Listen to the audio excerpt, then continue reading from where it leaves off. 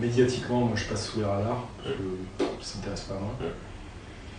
Judiciairement, donc j'ai l'émission dans Force publique, violence volontaire en réunion, on m'a dit ça va pas tenir. Parce qu'à un moment vous me tapez, ce que les flics m'ont dit, ce que la juge m'a dit. Après il y a le port illégal de l'arme. Est-ce que tu vas prendre du sursis? Je vais prendre du sursis. Mais ils vont perquisitionner en marche. Encore? Apparemment il y a une perquise. Mais toutes mes affaires sont là-bas. En cours? Je sais pas. Alors j'essaierai bien d'y aller cette nuit, mais le problème c'est qu'il y a des flics devant. Il y a la brigade financière qui a ouvert une enquête sur la boîte, Ouais. sur Marc. Ils cherchent tout de toute façon, donc faut changer de portage, faut faire ce qu'on avait prévu de faire il y a 3 semaines, faut faire changer le nom de... faut que tu disparaisses de la boîte. Donc faut qu'on trouve un mec. T'es soutenu par qui? Par le président, madame, Ismaël qui me conseille sur les médias et compagnie. Là sur TF1 je pense que je vais pas le faire. Je sais pas qu'est-ce que t'en penses. Non. Surtout pas. Enfin moi mon avocate elle me dit mais elle a pas compris ce que t'as fait. Hein. Elle me dit mais putain faut pas les alimenter. Je répète ce qui est dans mes auditions. Ouais, mais plus tu dis des choses, plus ça les excite. Là l'intensité au niveau médiatique, hein, je ne parle pas politique, descendait un peu. À chaque fois que tu remets des pièces dans la machine, pouf, ça repart.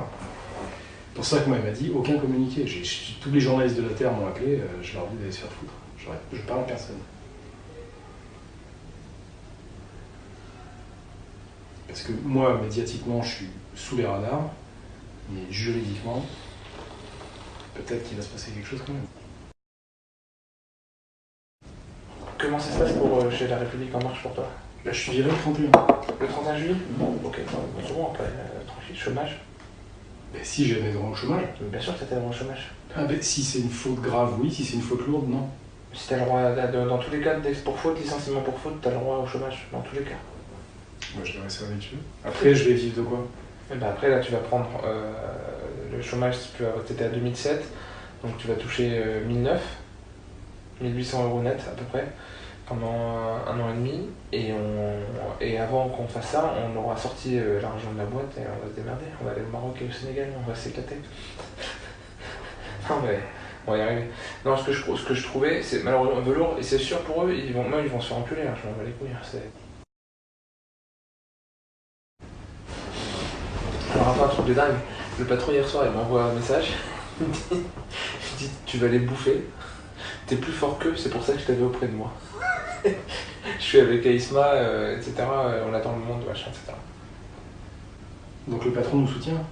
Ah bah il fait plus que nous soutenir. Ce qui a été sorti de son contact sur... il s'est senti trahison, machin, là. Puis bon, il a dit je me suis senti trahi, j'ai été déçu. Il y a eu de la trahison, il y a de la déception sur le 1er mai. Ça remet en aucun cas en cause la confiance que je peux leur porter, enfin je peux lui porter par exemple en l'occurrence, que je peux lui porter sur machin. Il l'a redit encore et je suis fier d'avoir embauché Alexandre Benalla à mon cabinet. Sur le reste, la justice elle fera son travail.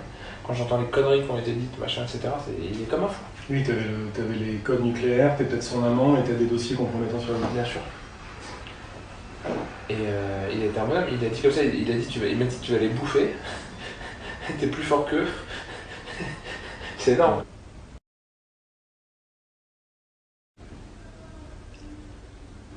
Non, mais quelle merde.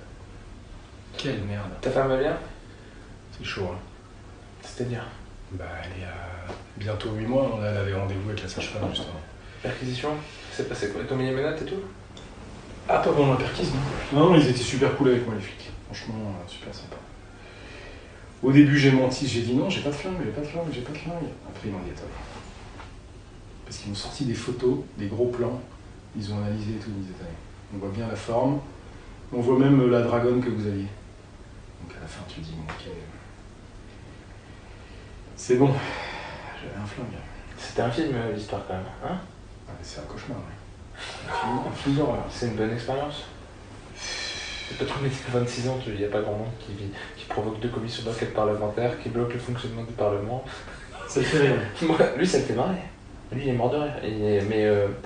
Il est nerveusement, mais ça le fait marrer.